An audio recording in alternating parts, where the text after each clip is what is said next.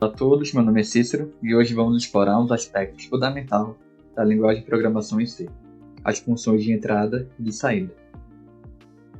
A forma com que o programa em C se comunica com o mundo externo é através de processamentos de entrada e de saída de dados. O usuário fornece via o teclado e o programa ele imprime na tela a mensagem. Todos os programas vistos até agora nessa série de aulas leem suas entradas via teclado e produzem suas saídas na tela. Na linguagem de programação em C, a saída é feita com fluxos, que são comumente falados em inglês strings. São streams de caracteres organizados em linhas. Ou seja, são fluxos de caracteres organizados em linhas. Cada linha ela consiste de 0 ou mais caracteres e termina com um caractere no final na linha. Pode haver até 254 caracteres em uma linha, incluindo o caractere final de linha. Quando o programa é iniciado, o sistema operacional automaticamente define a entrada padrão, que geralmente é do teclado, e a saída padrão, que geralmente é o monitor. Ou seja, as facilidades de entrada e saída não fazem parte exclusivamente da linguagem de programação em C como vimos até agora. O que existe é uma biblioteca padrão de funções para a manipulação das transferências de dados entre o programa e o dispositivo, que são os devices, de saída e de entrada do padrão.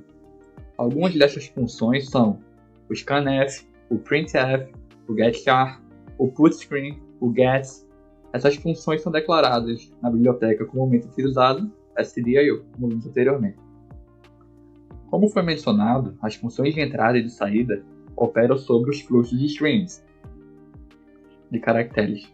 Toda vez que a função de entrada é chamada, por exemplo, um getChar ou um scanf, ela verifica pela próxima entrada disponível na entrada padrão. Por exemplo, se eu tenho um texto digitado no teclado, cada vez que a função de saída é chamada, ela entrega o dado para a saída padrão. As funções para a leitura de entrada padrão e para escrita na saída padrão que têm sido utilizadas até agora são que é a entrada e a saída de caracteres. Por exemplo, o int getChar void, ou o int putChar, ou se não, a entrada e saída de strings, ou a string, por exemplo, char getChar, int putChar, e por terceiro, a entrada e a saída, comumente chamada, por exemplo, o int scanf, aí aqui coloca, por exemplo, uma string char format, arg1 e o arg2. O arg1 e o arg2 aqui são o argumento 1 e o argumento 2. Isso para entrada e para saída de dados, utilizando strings. Bom, vamos discutir algumas funções de entrada de dados, as quais são diferentes do scanf. Como a entrada de texto é considerada um fluxo de caracteres, um fluxo de texto é uma sequência de caracteres divididas em linhas. Cada linha consiste de 0 ou mais caracteres, seguidos do caractere de nova linha, que é o _n. Como programador, você não quer se preocupar com como as linhas são representadas fora do programa, tendo em vista que o que faz isso por você é uma biblioteca padrão. Suponha que você queira ler um único caractere, mas não quer usar o scanf. Isso pode ser feito usando a função getChar. Já para o processo de impressão, pode-se utilizar a função putChar, a qual aceita um único argumento de entrada, cujo valor será impresso como caractere, como mostram os exemplos a seguir. getChar é uma função da biblioteca padrão stdio.h. Cada vez que é chamada, essa função lê um caractere do teclado. getChar começa a ler depois que a tecla return é digitada no final de uma sequência de caracteres. Dizemos que a entrada para a função getChar está no fluxo de entrada. A função getChar retorna um valor, o caractere lido, mais precisamente o código ASCII correspondente ao caractere. getChar obtém sua entrada do teclado. Portanto, quando o programa acima é executado, o programa espera que o usuário digite alguma coisa. Cada caractere digitado é mostrado no monitor. O usuário pode digitar diversos caracteres na mesma linha, inclusive backspace para corrigir caracteres já digitados. No momento em que ele teclar return, O primeiro caractere da sequência digitada é o resultado da função getChar.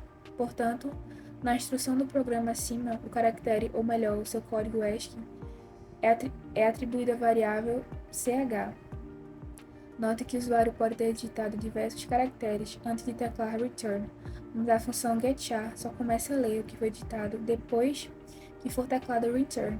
Além disso, com a chamada da função getChar, só o primeiro caractere da sequência digitada é lido. Olá, me chamo Luiz e eu vou dar continuidade no nosso terceiro tópico da nossa aula. Primeiro, você deve saber que o caractere de nova linha, Ctrl/N, que tem o código ASCII 10, é automaticamente adicionado na sequência de caracteres de entrada quando o return é teclado. Isso não tem importância quando a função getChar é chamada uma única vez, mas isso pode causar problemas quando ela é usada dentro de um laço. Assim, de modo geral, no início de qualquer programa que use a chamada função getChar, deve-se incluir do jeito que está sendo mostrado nesse código de exemplo. E também tem o exemplo da execução do código, que nesse caso o usuário digitou 6 caracteres e depois inseriu o return. Embora 6 caracteres tenham sido usados, somente uma chamada à função getChar foi feita pelo programa. Portanto, só um caractere foi lido. O valor atribuído ao argumento da função é o código ASCII do primeiro caractere lido. O tipo de resultado da função getChar é int e não char. O valor retornado pela função é o código ASCII do caractere lido. Frequentemente, quando você está digitando a entrada para o programa, você quer dizer ao programa que você terminou de digitar o que queria. Em um ambiente Unix, digitando Ctrl D, você diz ao programa que terminou a entrada. Em ambiente MS Windows, você faz isso digitando Ctrl Z. Isso envia uma indicação para a função getChar. Quando isso ocorre, o valor de ch, depois de executar o ch getChar, será um valor especial do tipo inteiro chamado EOF, que significa End of File, ou final do arquivo. Só para esclarecer, você deve teclar return depois de entrar com o comando Ctrl D ou Ctrl Z no Windows. Quando você executa um programa, cada caractere que você digita é lido e considerado como parte do fluxo de entrada. Por exemplo, quando você usa getChar, você deve teclar return no final. Como mencionado anteriormente, o primeiro caractere digitado é lido pelo getChar, mas o caractere de nova linha permanece no fluxo de entrada porque você teclou return.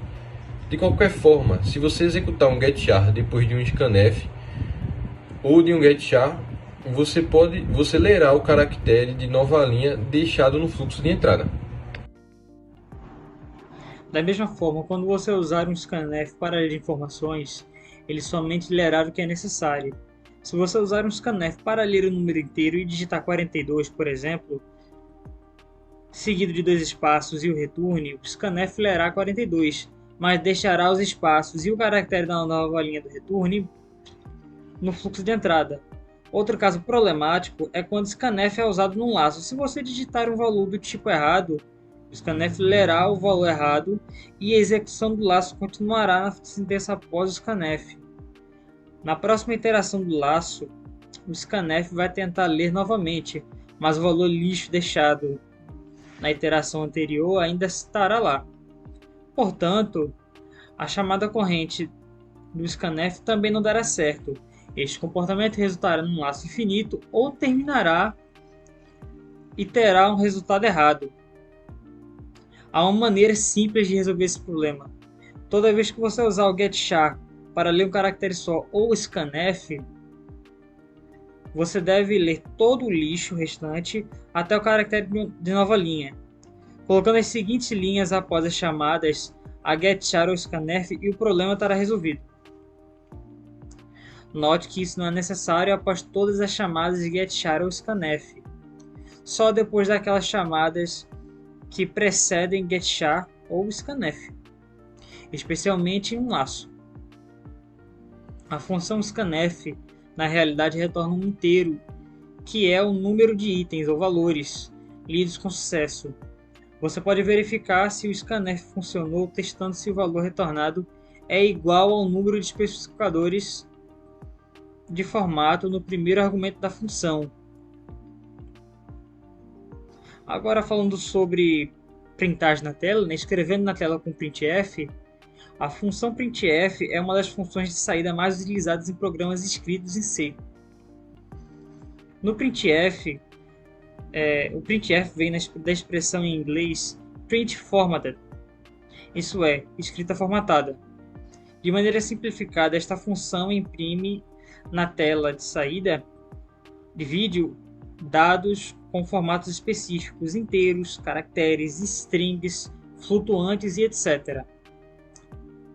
Apesar de, como visto anteriormente na sintaxe da função printf, esta possui dois parâmetros, os tipos de saída e a lista de variáveis. Contudo, nem sempre isso é verdadeiro, uma vez que a função printf pode ser utilizada apenas para a impressão de uma mensagem de texto, a qual não provém de um dado formatado.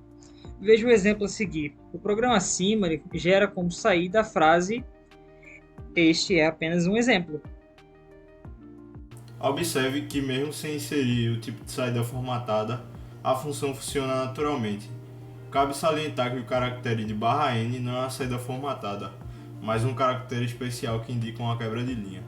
Sumariamente, as mais básicas formas de saída formatada são %C para a escrita de um caractere do tipo char, %D ou %i a escrita de um número inteiro, int ou char, %u escrita de números inteiros sem sinal, unsigned, %f escrita de número real, podendo ser float ou double, %s escrita de vários caracteres, %p a escrita de um endereço de memória ou ponteiro, que no caso é a mesma coisa, %e minúsculo ou maiúsculo a escrita de uma em notação científica.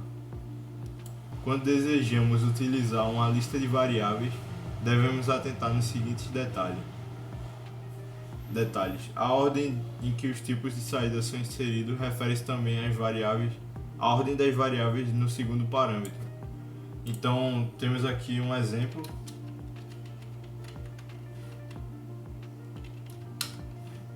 onde é atribuído ao valor de x o 1 e ao valor de y o 2. Então, no printf, temos 2%d aqui para e a ordem dos valores, no caso, é feita pelo segundo parâmetro. Então, vai primeiro sair o valor de x e o valor de y, seguindo ali a ordem na frase. Então, quando eu executar aqui o exemplo, a frase vai ser certa, com o x no valor de 1 e y no valor de 2. Observem que na ordem que foram colocados os tipos de saída foram colocadas as variáveis, ou seja, são duas variáveis do tipo inteiro. Então, para isso, utilizamos o %d. Agora vamos ler o teclado com scanf. A função scanf vem da expressão em inglês scan formatted, isto é, leitura formatada. Basicamente, a função lê do teclado um conjunto de valores, caracteres ou sequências de acordo com o valor especificado para a leitura. O tipo de entrada deve ser precedida do sinal de porcentagem, o qual especificará o tipo de dado formatado. Além disso, antes da sequência dos nomes das variáveis que receberão o valor especificado, deve-se utilizar o símbolo correspondente. A letra é comercial. Apesar de ler qualquer tipo de dado, a função scanf é utilizada com maior frequência para a leitura de valores inteiros ou que possuam ponto flutuante. Cabe salientar uma importante e usual característica da função scanf. É o fato dessa função ignorar espaço em branco, isto é, apenas valores propriamente ditos serão lidos. Então temos aqui um segundo exemplo, onde nós temos que inserir dois inteiros e um flutuante. Então, por exemplo, eu posso usar aqui 1, 2 e 3.14. Então, os valores lidos inteiros foram 1 e 2 e 3.14. E agora vamos ver o código, como foi feito. Então, basicamente, nós usamos o printf para ter a saída, né? Onde pede para inserir os números. E o scanf, ele vai justamente ler esses números. Então, aqui, no caso, o x e o y recebem o %d, que no caso são os inteiros, e o z recebe o %f, que no caso é o flutuante. Então é basicamente isso. E tal característica favorece a entrada de, por exemplo, datas no formato dia, mês e ano. Olá, meu nome é Sóstenes e eu irei explicar um pouco acerca do uso da função gets na entrada de dados. A função gets ela é utilizada como alternativa à função scanf, por exemplo, mas quando desejássemos ler cadeias de caracteres, ou seja, strings, das quais fossem compostas por espaços em branco. Afinal, sabemos que a função scanf não é capaz de ler espaços em branco. Então, caso desejássemos ler, por exemplo, o nome de uma pessoa, nós não poderíamos utilizar a função scanf para fazer essa leitura.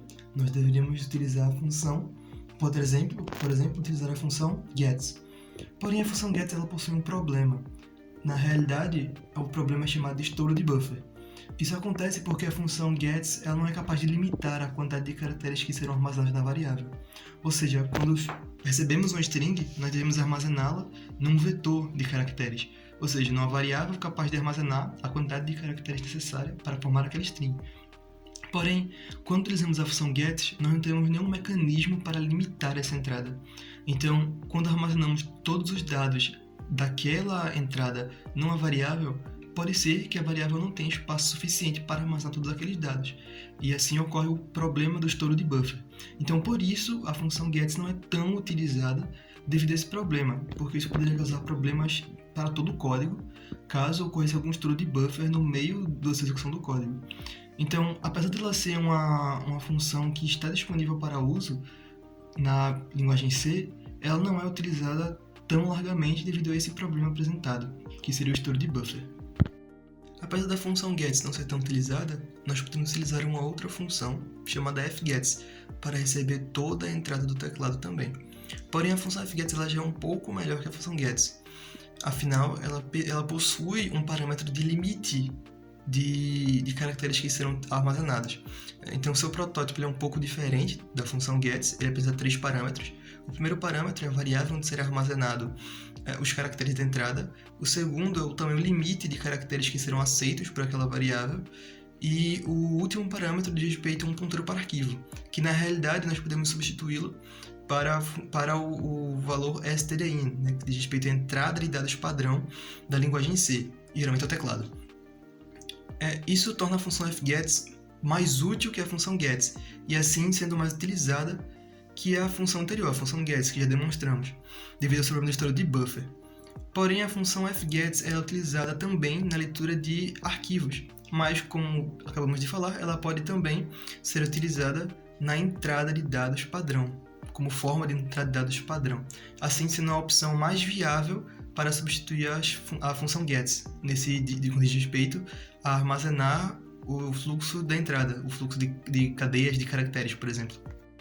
Cabe salientar ainda que a função fgets ela retorna o valor nulo quando ocorre algum tipo de erro no seu armazenamento, ou retorna o ponteiro para a primeira posição dos caracteres daquela string formada para a variável. E assim isso resume, de maneira geral, o uso da função gets ou da sua função alternativa, que seria a função fgets, no armazenamento do fluxo de entrada dos dados. Bem, a função puts ela é uma forma alternativa de impressão de strings na tela. A função puts ela só comporta um único argumento, que seria a string, que será impressa na realidade, e ela tem apenas 2 valores de retorno possíveis. O primeiro, um valor inteiro não negativo e diferente de 0 para caso de ocorrência de nenhum erro, e a outra seria retornando EOF, end of file, caso ocorra algum erro na impressão da variável, do valor da variável na realidade. A função puts ela é bastante útil caso não se queira utilizar a função printf, porém ela se limita apenas à impressão de valores armazenados em strings, em formato de string. Ela não possui esse formato de saída formatada como a função printf. Então, caso deseje utilizar a função puts, é possível utilizá-la sem nenhum tipo de problema num código em C, porém, caso deseje se acrescentar algo mais, algum toque de saída formatada, como por exemplo valor numérico ou algo do gênero, você deve utilizar a função printf como forma mais útil de impressão.